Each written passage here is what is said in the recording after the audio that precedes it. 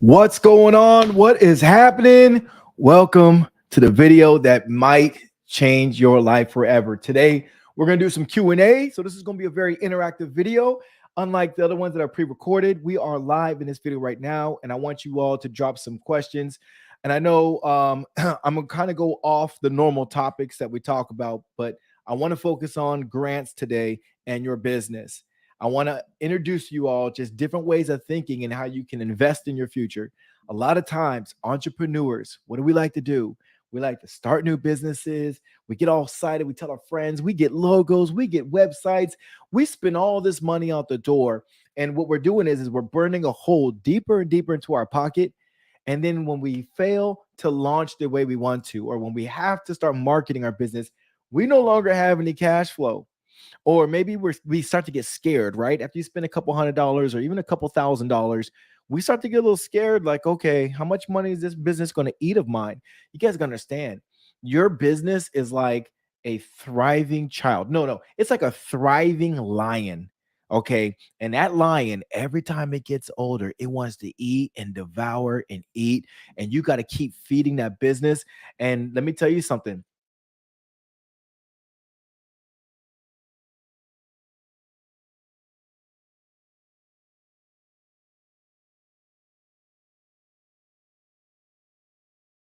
Is over here buffering. Okay, there we go. So number two, you're gonna find yourself struggling. Okay, because you're gonna see that using your own money is never fun. And if you don't know how to get funding for your business, this is the video for you guys. I'm gonna tell you guys right now.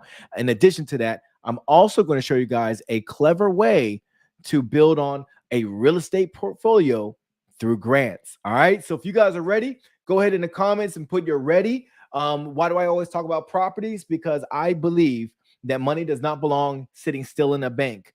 I truly believe that your money is meant to be a seed so it can grow. You plant the seed, you harvest it, it will grow. You're gonna make more money on top of more money. You're gonna leverage debt so you can make even more money, so you can pay off your debt and keep rolling it over. That's the name of the game, you guys. That's how you build wealth. Most people, they come in with the W-2 earner, broke person's mentality, because that's what we all been taught. I'm one of them. I've been taught this. We've been taught to get money, keep it, and save it. And maybe one day, someday, you can go on vacation. One day, someday, you'll have a little money to splurge on yourself or buy that dream house. If you just save long enough until you're into your 60s and 70s, then you can start living. But what about the person who wants to start living right now? What if I want to, like, this year, I want to take my family on a dream vacation. I want to buy that dream home this year. What if I want to break away from my 9-to-5 job this year? Well, we're going to talk about that. But you got to understand something.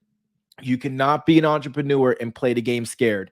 That's not how it works. Okay. So if you're scared, what's that old saying? You're scared, go to church. All right. But if you're ready to start rocking this out and you're ready to start building your legacy with your family, this is what I'm going to share with you guys right now. So everyone go ahead in the comments and type the word grant.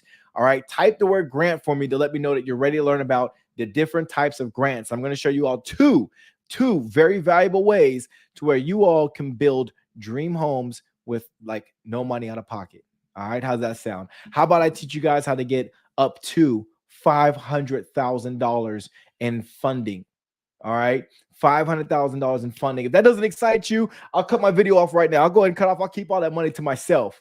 All right. It should excite you guys. And I'm excited to share this because honestly, you all, my wife and I, when we made a decision to get into housing, I had no clue how easy it would be. We were always kind of not scared, but just like not necessarily interested because we didn't want to be landlords. We thought about it, right? Like we had the credit, but we didn't want to be landlords. What if the roof goes wrong? Or what if something happens? What if they're like nightmare tenants? We have to deal with it. And then I got educated. And someone took me under the wing and said, Joe, you can still make money on real estate and never be a landlord. You could be the bank. You could be the guy who's the money and you get the same amount, if not more cash flow without ever having to be responsible for a house and being a landlord. I fell in love with that idea. I was like, are you freaking kidding me? Like, I don't have to like deal with tenants. I don't have to like find people and wait for people to come in. I can just start making money right now off of real estate. And of course, I learned all that stuff. And that's what I do to this day. I have 7 doors to my name from this year alone. 7 doors. Okay. 7 doors, meaning that I am making money off of 7 doors. 7 different renters. It's awesome. And we're getting ready to close on a fourplex. And I want to share some of the ways you guys can do this yourself without having to use your own money. You're going to leverage debt. And I'm not talking about loans right now. I'm talking about grants. I'm talking about free money that you don't have to pay back. So without further ado, guys, let me go ahead and share my screen. And this is the most obvious but most overlooked strategy. This is so obvious. When I pull my screen up, you guys are like, dang, Joe, that was pretty obvious. But who else to go to start getting homes and property and funding for this than our very own Home Depot?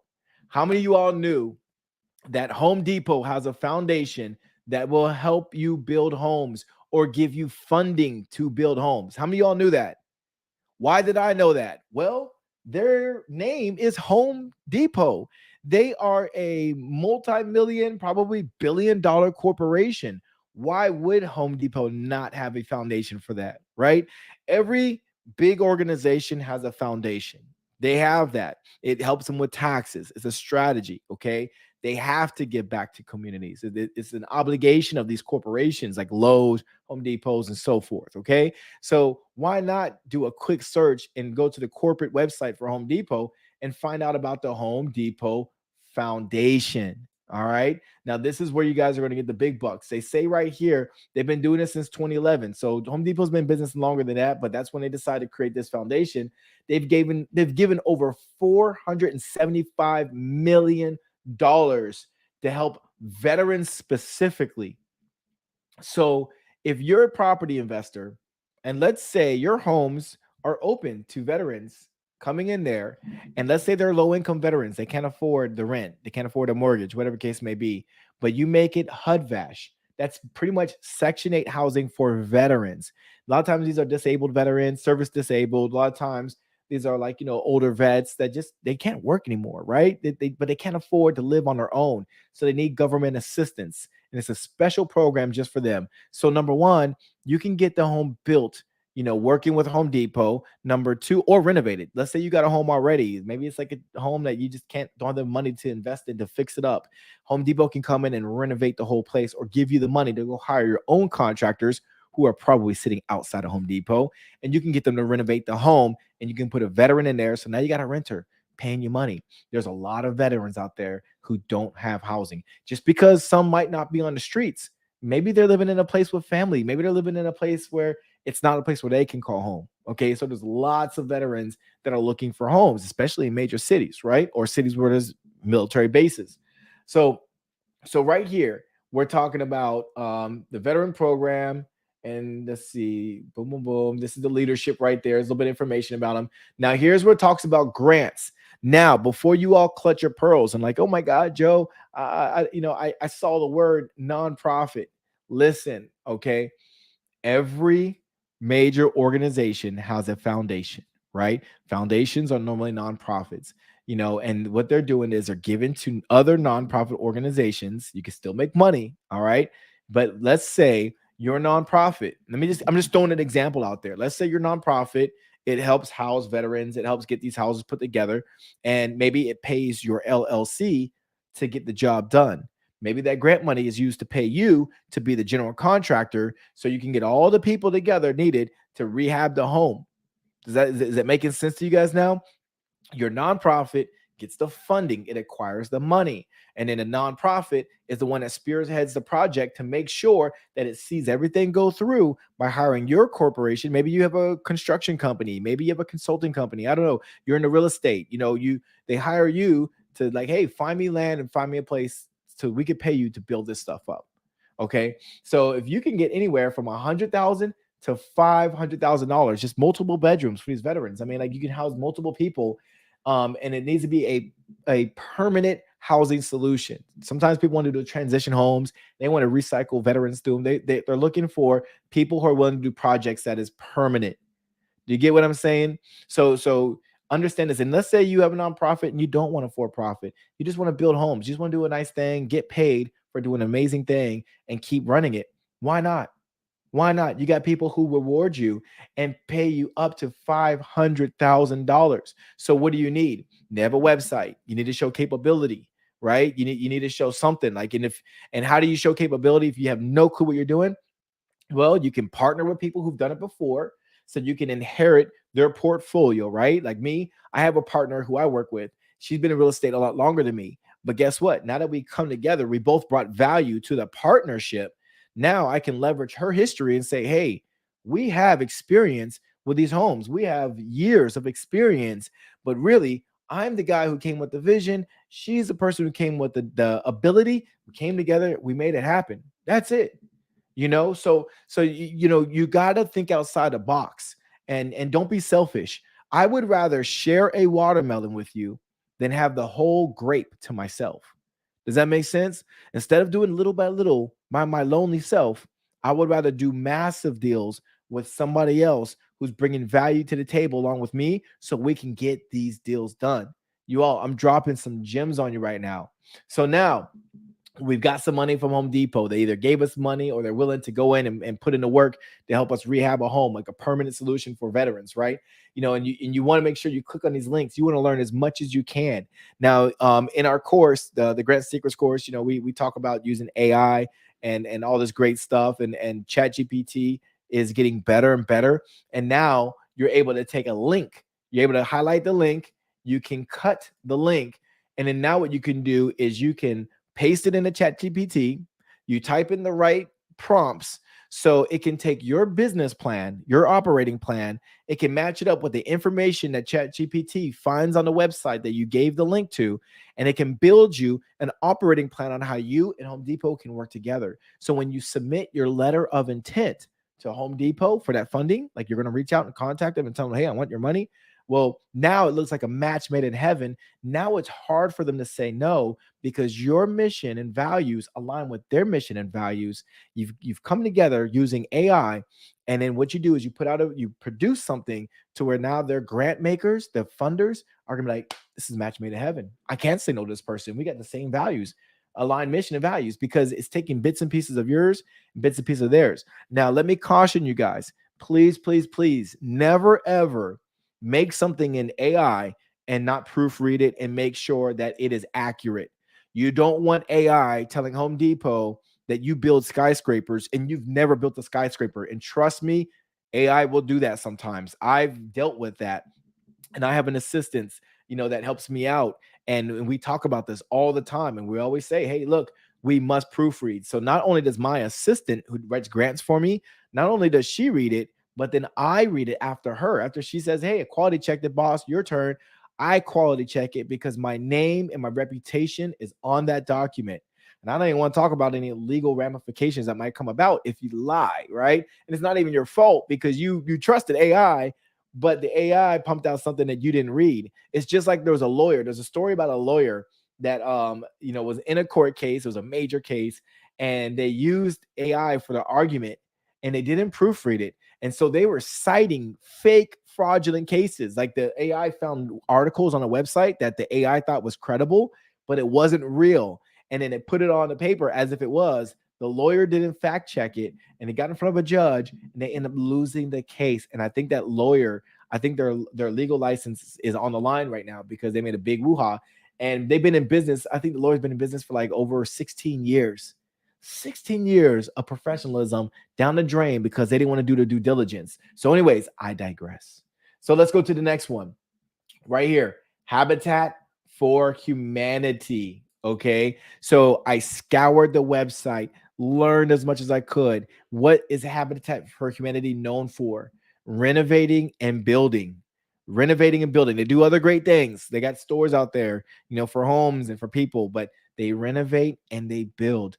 Can you imagine partnering with Habitat for Humanity and telling them, like, look, we do this awesome thing for veterans. We're investors, we buy homes. We also have a foundation that helps connect these veterans. We help out like leading the veterans to HUD-VASH. We help them get signed up, and we get them on a waiting list to get a house built for them. We need your support in helping us build this home or renovating this home that we purchased through our LLC. Would you be willing to help us this? Like, the veteran doesn't pay anything out of pocket. HUD-VASH, the government's paying for them. The veteran just deserves a nice upscale home to live in that they can call a permanent home. Man, if you can align your business with Habitat for Humanity, Another match made in heaven. Again, write this word down: LOI, letter of intent. You create the letter of intent. And I believe like we got a template of that in the course, the Grand Secrets course, but you can easily create yourself a document just sharing the intent of your business. You want to take, bits and pieces of your executive summary, like what is your business about? What are you trying to do? What's the problem? And in that problem statement, I'm going to agitate you a little bit, make you feel concerned for the community I'm trying to serve so you can take this serious. And then I want to provide a solution. The solution is my company. We are plugging the gaps where there's holes in our society and why these veterans are on the street. It doesn't matter why they're in it on the street. We're just trying to put roofs over their heads. We're just trying to help them out and keep them off the streets because these people serve, dedicated their lives to us. It's our turn to get back. And that right there, you guys, that is a complete game changer for those people who are trying to get into the real estate. So one of the things I want you guys to understand when we're working this process, you need to, first things first, make sure you got all the proper documentation for your business. Because if you got a for-profit business and then like overnight you want to launch a nonprofit, you got to understand like there's rules and regulations with every state. Now, do you have to be a nonprofit to get a grant? Absolutely not. Absolutely not. I'm just showing you all a strategy. One of the strategies that you can use if you have a giving heart and you want to help. You don't have to make no money with nonprofits. Nonprofits doesn't mean non-money, right? It just means that you are in business to help society and you're going to try to be as close to free for the people you're helping as possible. But you're getting the hundreds of thousands, if not millions of dollars from the government and private organizations and whoever. You're trying to get money from them. That's what you're trying to do to serve a community. You're just a connector. You're connecting, this business with these groups of people, and you're helping them get everything through. It's one of these things to where if you're an organized individual and you got people who you can trust, who can be on your board when you're making decisions, they'll help support what you're coming up with. I'm telling you right now, it would be amazing. And then if you got a real estate business, how convenient is it to have a construction or just a real estate investing business that can be part of that puzzle? So instead of hiring another corporation that you don't know if they're going to do good or not by your business, you can have that nonprofit feed your LLC, and your LLC can take the stick, and they can take control and lead of getting a house built up. It could be like the general contractor, if you qualify to be that person, and you can make sure you all the contractors, all the right people getting the house rehabbed and ready for a veteran to get inside. Every housing situation is different. Some homes can be bought ready to go, built up, ready to go, and you don't need to have rehab or anything involved with it. But what you need is funding. What you need is to know where to find money. What you need to know is how to ask for it and how to show that you got the capabilities to use this money in the proper manner so you can actually get things done. You guys, it's too easy. It's too easy.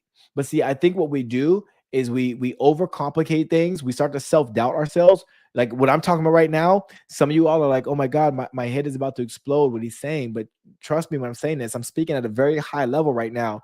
But when you start to get to the weeds of things and you try, like you can apply for Home Depot as many times as you want till you get it right. Why not? I can't tell you guys how many times I applied for Google. We just got a grant from Clark University, over $100,000 from a university because they liked what we did for the community that we're working for. And really, it's like you have to share the intent, and it has to be understandable for a person that's going to give you the funds. And then the next step that most people make a mistake on is we fail to show the capability that we can pull this off. Don't just be this solopreneur that like, yeah, I'm gonna build houses all by myself. I don't have a construction crew. I don't have a general contractor. I don't even have a house portfolio. I've never done this before, but I got an idea. That doesn't work. That doesn't fly. Not for the grants that's over 50,000 and higher. That doesn't fly. You've got to come correct. And if you don't have the ability, you partner with somebody who has that experience, bring them on board. And I would say splitting $100,000 or $500,000, that's better than like trying to like get it yourself and you can't and you get zero. I would rather have some of the pie than none of the pie, and make sure that person you're bringing on board, make sure that their vision is aligned with yours. It doesn't have to be 50-50, but I'm just giving you guys easy math right now. We're just talking easy math. But what I'm saying is the right intentions and has the same vision that wants to do good like you do, and you're in business, so you can have the lifestyle that you want, leave that 9-to-5 job, buy your time back, right? So you can spend more time with your family, but also feel fulfilled because you're serving a purpose. And that's what I think that we're all here for. That's what we're all trying to do. And that's why I want you all to start thinking about your business and start telling yourself, I can't keep going and using my own money. I can't. There's so many ways to leverage debt. Grants are not debt. But if you're going to get like a line of credit, you're going to get loans, whatever the case may be, whatever you're trying to get, that's debt. But we fear it because we don't trust ourselves that we can grow the money. So if you don't trust yourself, you have no business taking the money in the first place. If you borrow $1 million and you're not sure you can make 1,000,001, right? Or 2 million. If you don't think you can make a little bit of a profit off the money you borrow, you have no business borrowing. It means you're still in that planning stage. You need to have us all planned out and feel very good about your plan that you're going to make some money, not off of a chance. We're talking about actual science. Like, yeah, I've got the training, I got the people, I got the know-how, I got I know what resources I need so I can start making money now. All right. You don't want to just have a great idea. And yeah, it sounds good on paper, but you don't have it mapped out and how you're going to execute. That's when you don't get grant money. Okay. And I'm just trying to help you guys get paid. I'm trying to help you guys. We're in June as of this video right now. I'm trying to help you guys by December hit that $100,000 mark or higher. It's possible. It's possible. You guys, I mean, this is not hard. It's making time to make it happen. If you're busy and you're overwhelmed, find out what doesn't serve you in your schedule and cut it out. Just get rid of it. Why not? Why would you keep doing something that doesn't bring you purpose? Why are you checking emails? If you check emails for an hour every day collectively, like 10 minutes here, 5 minutes there, whatever, you're wasting precious time. You could be applying for grants within that hour you wasted getting all these emails checked. Check your emails later. Check them at the end of the day. Have an assistant check them for you. What are you doing? Why are you wasting time? I used to check my own emails. No more. My assistant tells me if there's something special, but I don't want to get caught up in the spam. I don't want to get distracted. I want to apply for grants. I want to get that money. And the only way I'm going to do that is if I apply myself. So guys, here's to you and your next $50,000 to $100,000. I know you can do it. If I can do it, I know you got it. I'm telling you guys, I'm pulling the curtain back. I'm sharing everything that you need to do. Your job is to execute. That's it. Just execute. Make it happen. And I promise